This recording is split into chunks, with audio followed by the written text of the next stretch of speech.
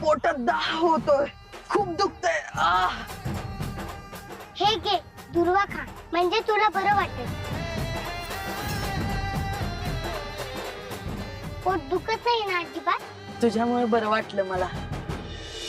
गणपत, मोदकात काहीतरी मिसळून तुला खायला घालणारी बाई तीच असणार. ह्याच्या आधी सुद्धा ती हेअर बनून घरात आली होती.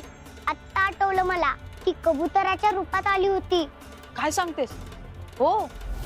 हो, मला तेव्हा पण वाटलं होतं हे कबूतर नाहीये, दुसरेच कुणीतरी आहे. आता ती परत आले म्हणजे कुणीतरी तिला परत इथे पाठवलंय.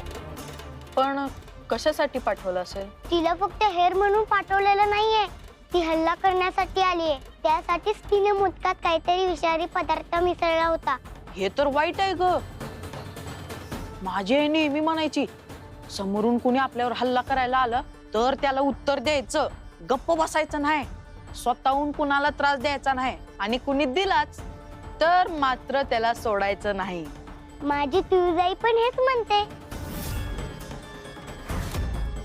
अगं, त्या दोघी एकच तर आहेत. माझी आई पार्वती आणि तुझी आई तुळजाई. तू तिचाच अंश आहेस, म्हणून तर मी तुला भेटायला आले. असं काय बघतोय? हा? काय चुकीचं बोलले का मी? नाही ग, बरोबरच आहे तुझं. आपण आईचं ऐकलंच पाहिजे. आता या बाईला आपण चांगला धडा शिकवायचा. चालल, मी हाय तुझ्या बरोबर. आता मज्जा येईल. तयार? मी अभि तयार.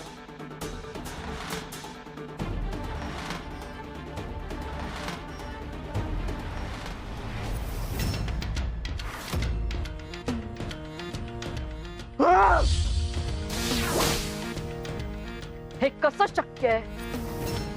त्या जगदंबावर चूर्णाचा काहीच परिणाम झाला नाही. हे कसं शक्य आहे? ती दैवी अंश आहे. तिला त्रास हा व्हायलाच हवा होता. तूच काहीतरी घोळ घातलेला असणार, म्हणून ही योजना फसली. अहो नाही दैत्य माता, मी खरंच काही.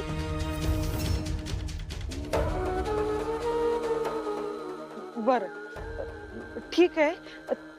तुमच्याकडे आणखी काही नवी योजना असेल? बस झाली तेवढी मदत पुरे झाली. आता तुझ्याकडून कुठलीही अपेक्षा नाहीये. आता तातडीने तिकडून निघून ये, आत्ताच्या आत्ता. जी माहिती तू गोळा केली आहेस तेवढी पुरे. आत्ताच्या आत्ता निघून ये तिकडून, समजलं? अहो पण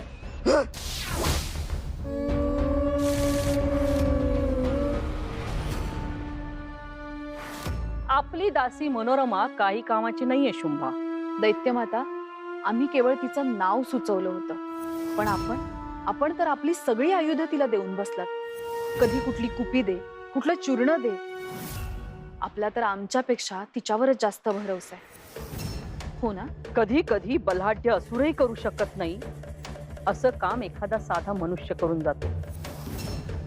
म्हणून अपेक्षा ठेवल्या होत्या आम्ही तिच्याकडून. तिचा विषय सोडून द्या.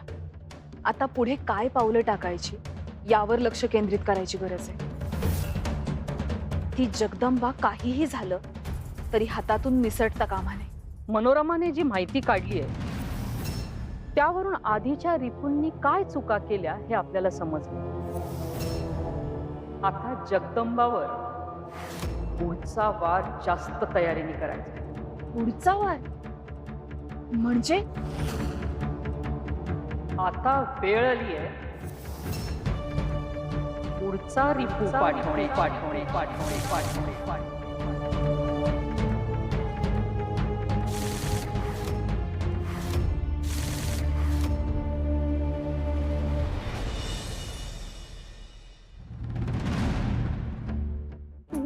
घ्या. अशी रिकाम्या हाताने परत जाऊ? नाही नाही नाही मनोरमे, ते शक्य नाही. आताच त्या काळ कोठडीतून सुटलीये.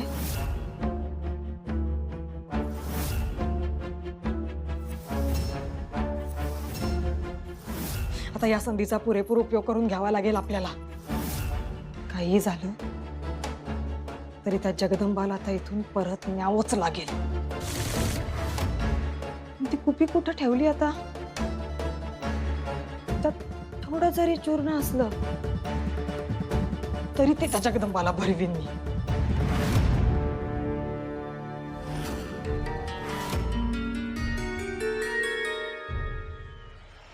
आहे पुरेसं चूर्ण आहे याच्यात. आता त्या ही आपली बुद्धी, ती जगदंबा खाईल का आपल्या हातचं? काहीतरी नवा उपाय शोधावा लागेल. कसला उपाय?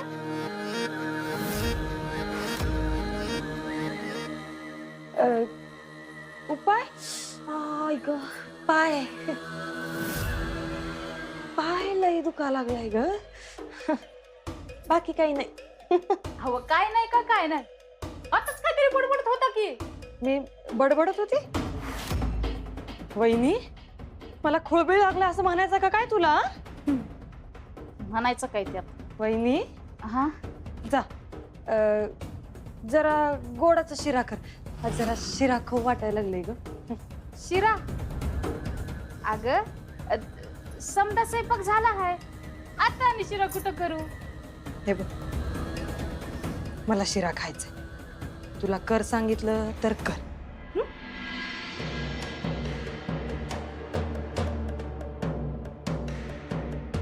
घर कुणाचं, हिचं का आमचं तेच कळना झालंय. बया घरावर हुकूम चालवायला नुसती. कधी एकदाची ब्याद घरातून जाते असं झालंय. एकदा का टवळी गेली, समद्या गावाला शिरा वाटन म्या. गणपत, ती मनोरमा काकी आता गप्पा बसणार नाही. आपल्यावरती पुन्हा हल्ला करणारच. तिनं पुढचा डाव खेळायच्या आधी आपणच तिला धडा शिकवायचा. मला तर वाटते तिच्याशी युद्ध करून तिचा त्रास कायमचा बंद करून टाकावा. अगं अगं थांब थांब, तू तुझ्या तुळजाईसारखीच आहे.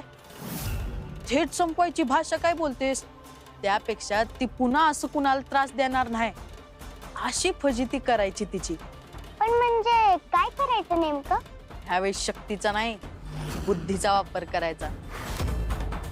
माझ्याकडे एक योजना आहे. फक्त त्यात आपल्याला तुझ्या एका खास मैत्रिणीची मदत लागल. खास मैत्रीण?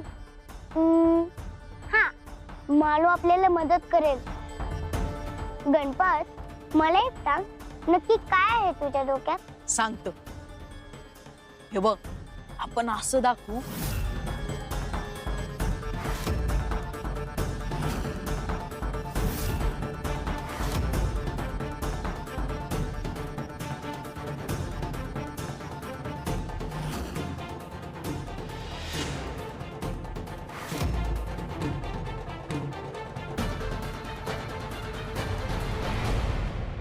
काय ग गंगाई, काय बघतीस?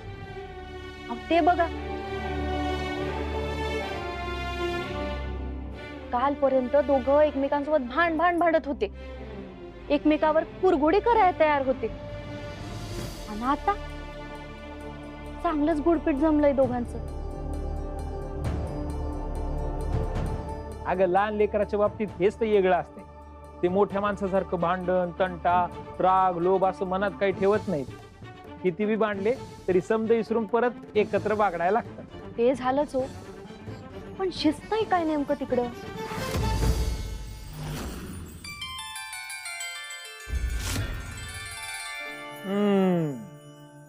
काहीतरी जोरदार शिस्त आहे बरं का. आता एकतर कुणाची तरी फजिती होईल, नाहीतर भलं होईल. हे लेकर काय ठरवतील आणि काय घडवतील ते त्यांचं त्यांनाच ठाव.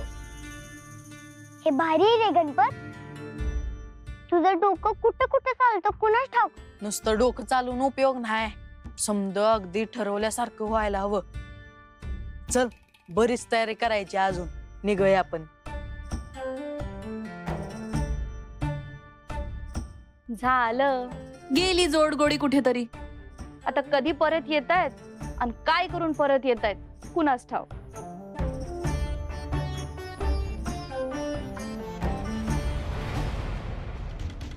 चला, आता हा शिरा जगदंबाला खाऊ घातला किती बेशुद्ध होईल. पण माझ्या हातून ती का खाईल शिरा? नाहीच खाणार. काय करू? आधी त्या मोदकांपासून वाचली, तशी तशी आता नको वाचायला. हा शिरा तिच्या आईच्या हातात देते. तिच्या आईच्या हातून तर खाईलच ती हा शिरा. गंगाई वहिनी, हे बघा, जगदंबेसाठी शिरा आणलाय. अहो तिला आवडतं ना, म्हणून धरा.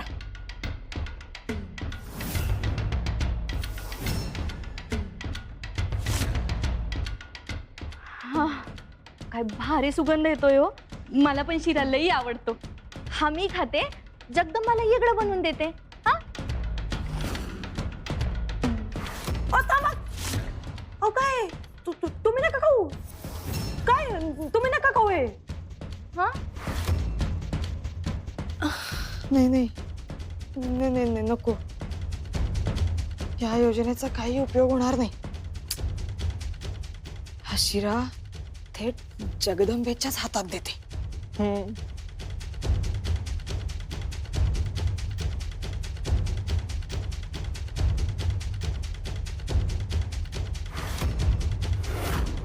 तू मला शिरा खायला घालणार? तुला काय वाटलं मोदकात काय घातलं होतंस ते कळलं नाही मला. बरं झालं इथेच सापडलीस. थांब, आता तुला जन्माच्या आत घडवते.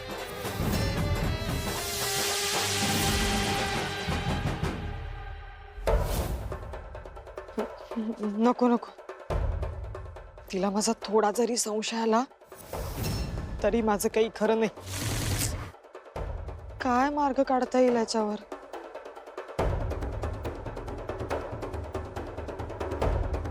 ही जगदंबा ना स्वतःला लई शहाणी समजते.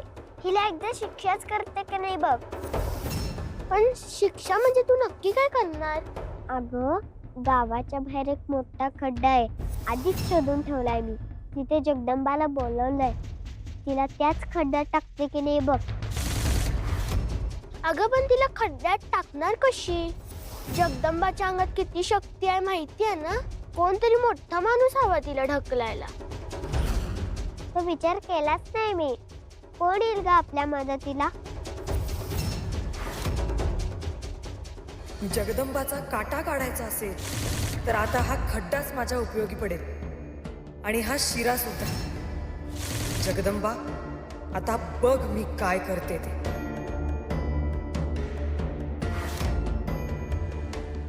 काय ग पोरींनो, मी तुमची मदत केली तर चालेल काय?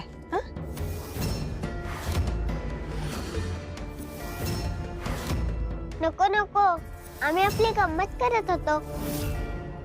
चल ग यमुने. काय? तुम्ही इथं जे बी काय बोलत होता ते समजा ऐकलंय. आणि तुम्हाला खरं सांगू काय, मला बी ती जगदंबा अजिबात आवडत नाही. हा गावच आहे कुठली. आपण समधी मिळून धडा शिकवू की तिला काय?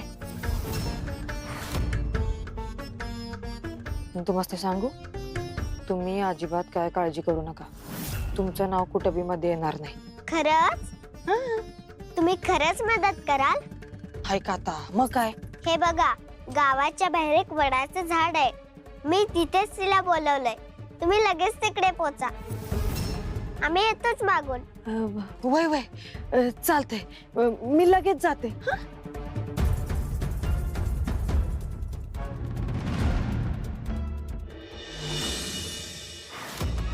महिषा, महिषा कसला विचार करतोस?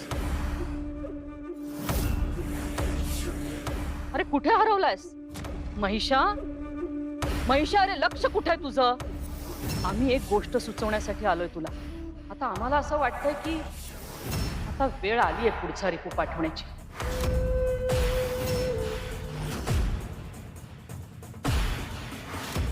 पुढे काहीही बोलण्याआधी दितिमाता ही गदा आपल्या हातात घ्या आणि आमच्या मस्तकावर जोरदार प्रहार करा.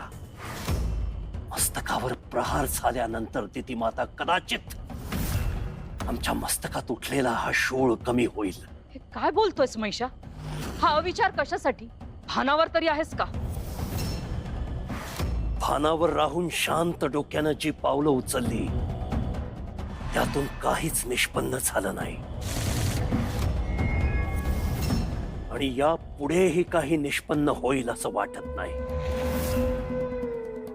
दिती माता, आम्हाला आज इथं एक दृष्टांत झाला. तुळजाला मिळवण्यासाठीचे दिशाहीन निरर्थक प्रयत्न करतोय. यामुळे लवकरच तुझीही अशी अवस्था होणार. इतके प्रयत्न करतोय दिती माता, पण अद्याप हवी तशी एक गोष्ट घडत नाहीये.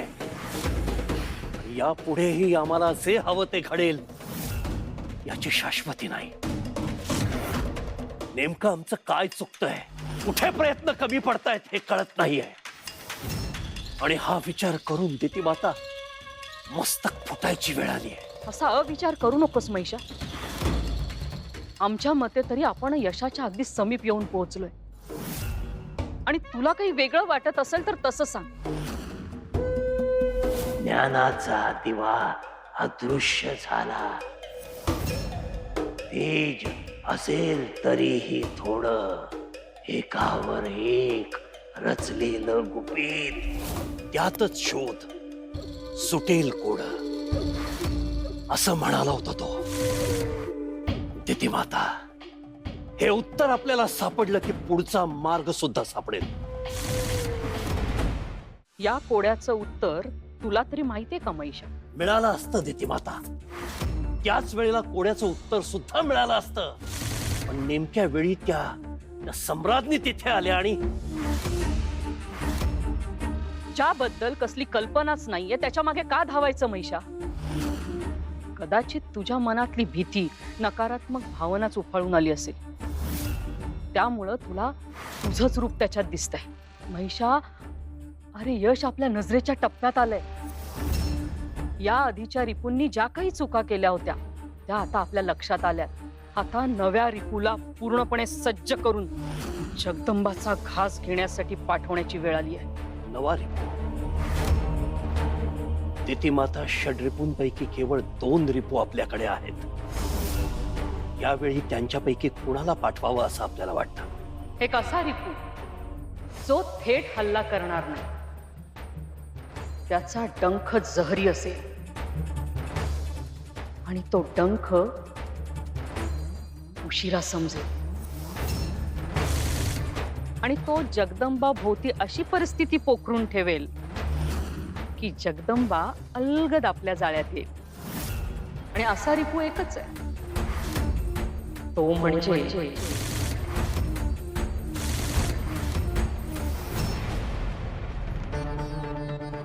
ही मुलं आयत्या वेळी भेटली म्हणून बरं. आता त्या जगदंबेला धडा शिकवण्यासाठी मला फार कष्ट घ्यावे लागणार नाहीत हो. पण आता ती इथे आली म्हणजे झालं.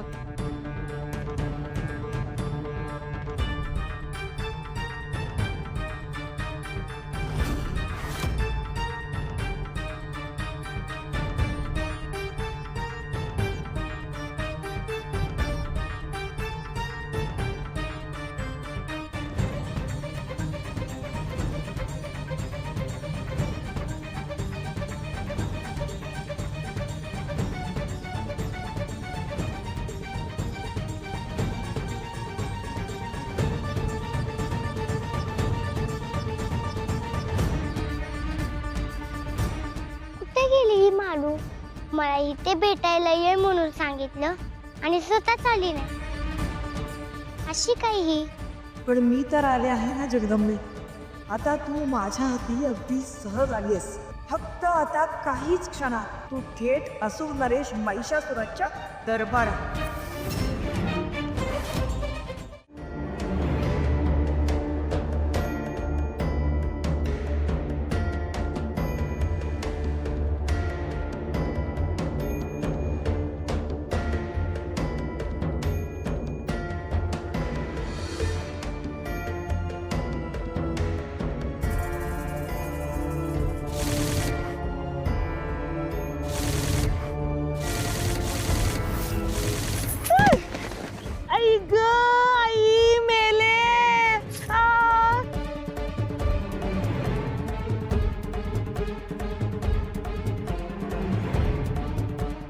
जगदंबा. मनोरमा काकी बघा, ह्याला म्हणतात दुसऱ्यासाठी खणलेल्या खड्ड्यात स्वतःच पडणं. आता बसा इथेच, मस्त विश्रांती होईल तुमची. रात्र व्हायला आलीच आहे. रानातले प्राणी रात्री फिरायला बाहेर पडतात. आता त्यांना सांगा तुम्हाला बाहेर काढायला. अगं बाई, ए जगदंबा, अगं असं संकटात अडकलेल्या माणसाने असंच टाकून जातात काय? ए मला बाहेर काढ इथनं जगदंबा. अगं मदत कर, मला वाचव, मला इथनं जगदंबा. तुम्ही स्वतःच ही वेळ तुमच्यावर ओढून घेतले. राहा इथेच, मज्जा करा. जगदंबा, अगं अशी निघून नको जाऊ ग. मला इथून बाहेर काढ. तू म्हणशील ते तुला देईन. मला इथनं पहिला बाहेर काढ, नाहीतर कोल्ह लांडगं फाडून खातील मला. जगदंबा, तुम्ही बसा, मी जाते. जगदंबा, अगं थांब. ए जगदंबा, अगं ऐक माझं, कुठं निघालीस? मला वाचव, इथनं बाहेर काढ. चुकलं माझं, मला बाहेर काढीत नाही जगदंबा.